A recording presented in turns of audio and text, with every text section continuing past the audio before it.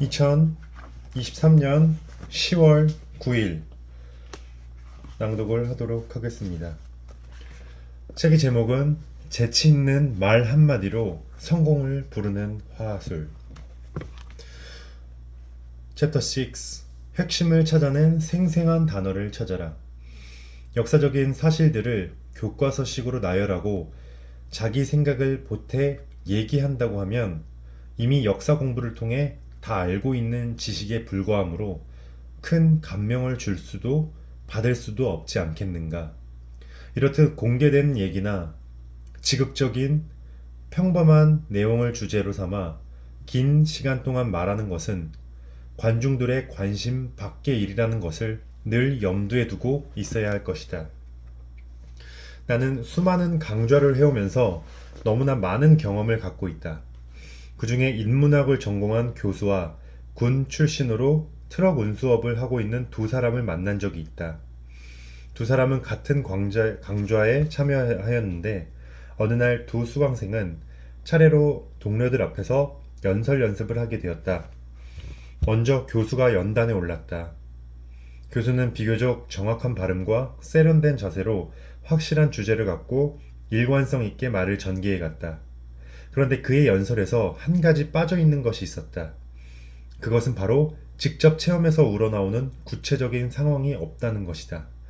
그러다 보니 교수의 연설은 끝까지 매끄럽긴 해도 무엇인가 모호하고 추상적인 내용으로 동료들에게 감동을 주고 있지 못하였다. 반면 운수업을 하는 군 출신은 거친 말투와 간혹 천박스러운 표현도 섞었지만 그의 연설은 비교적 구체적이고 현장감을 느낄 수 있었다. 자신이 직접 이룩한 성과와 생생한 체험, 그리고 사업관계로 만나는 사람들과의 갈등, 소규모 사업자로서의 정부의 규제를 지켜가는 어려움 등을 아주 실감나게 들려주었다. 연설자로서 비록 표현과 제스처는 거칠고 투박했지만 그의 연설은 활기가 넘쳤고 매우 흥미로웠다. 그 이유는 바로 운수업을 하는 사업자로서 상당히 구체적이고 현장성이 살아있었기 때문이었다. 반면에 교수의 연설이 운수업자식으로 판에 박은 듯한 비교나 경험만을 사례로 들지 않았다고 말하는 것은 아니다. 다만 운수업자처럼 재치와 유머, 적절한 체험담을 예로 들으면 보다 자연스럽게 청중들의 관심을 모을 수 있을 것이라는 점을 말하고 싶을 뿐이다. 그러면 이제 청중의 관심을 모을 수 있는 몇 가지 방법을 알아보자. 처음 연설문을 준비하는 단계부터 이런 방법을 염두에 두고 하면 충분히 청중들의 관심을 모을 수 있을 것이다. 처음 주제를 정했으면 그 범위를 어디까지 할 것인가 한계를 분명히 한다. 그래야 처음 전개 부분부터 결론까지 그 범위가 명확해진다.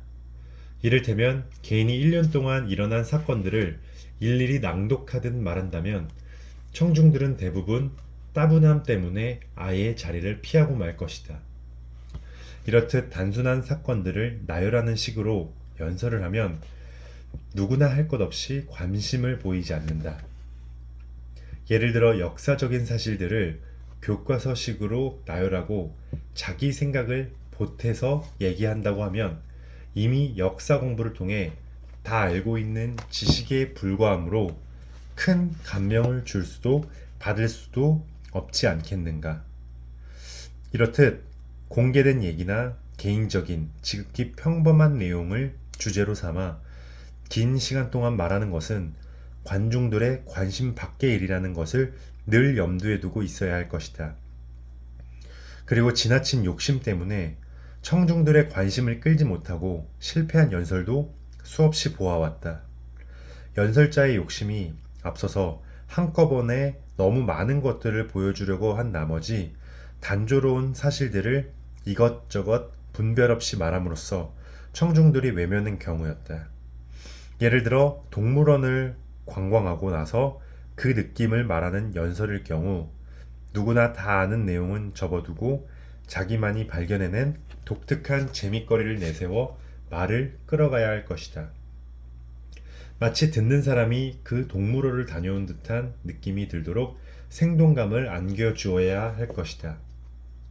만약 3분이라는 짧은 시간이 주어진 상태라면 우선 한두 가지의 느낌만을 골라 말하는 것이 가장 바람직하다. 반대로 2~30분 정도의 긴 시간이 할당되었다 해도 많은 내용보다는 4~5가지의 요약된 내용을 요약해 말하는 것이 더 효과적이다. 이렇듯 욕심대로 많은 내용을 담아 제한된 시간에 다 말하려 한다면 틀림없이 관중의 호응을 기대하기 어렵다. 먼저 연설을 준비하면서 이것이 내 자신에게도 어울릴 것인가 하고 자문자답해 보면 선택한 주제에 대한 확신을 가름할 수 있는 한 가지 방법이기도 하다. 이렇게 일단 주제가 확정되면 자신이 선택한 주제에 대해 자신감을 가지고 준비를 해간다. 왜 이 주제를 선택할 수밖에 없었는가? 이 주제는 우리 평소 생활에서 어떻게 입증될 수 있는가?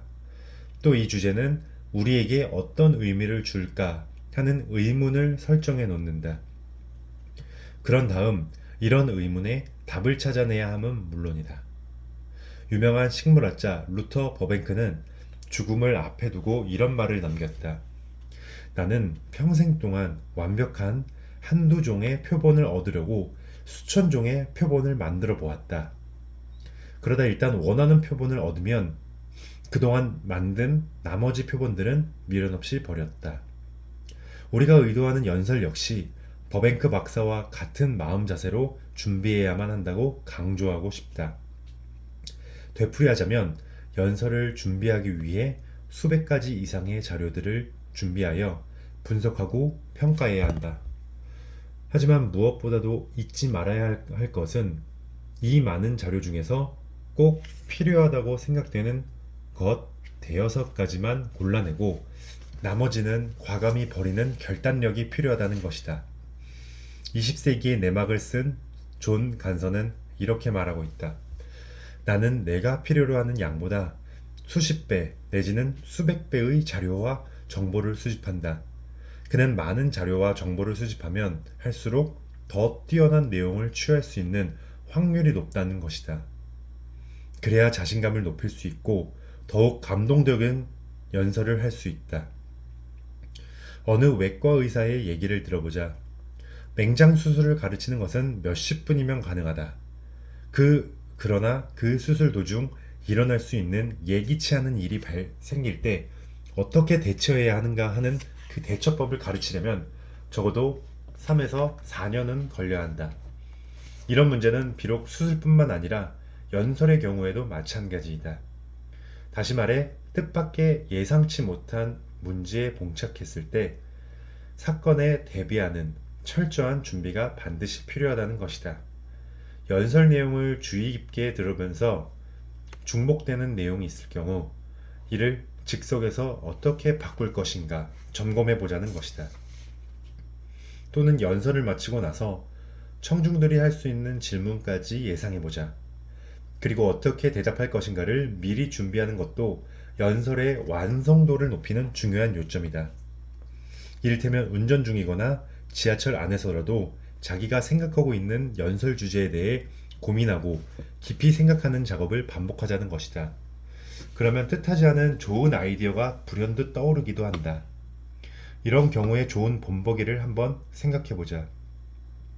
처음 대하는 사람들에게도 큰 호응과 박수를 받아내는 유명한 연설가 노먼 터먼스는 말이다.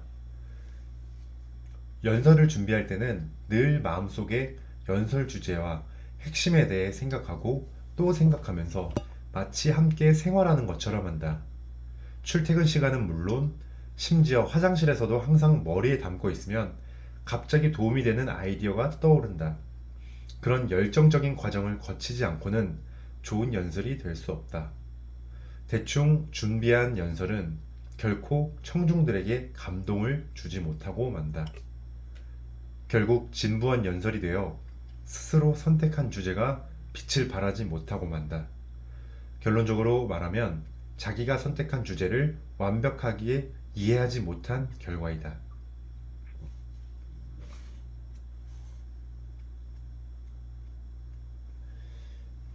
마지막 서머리 하도록 하겠습니다.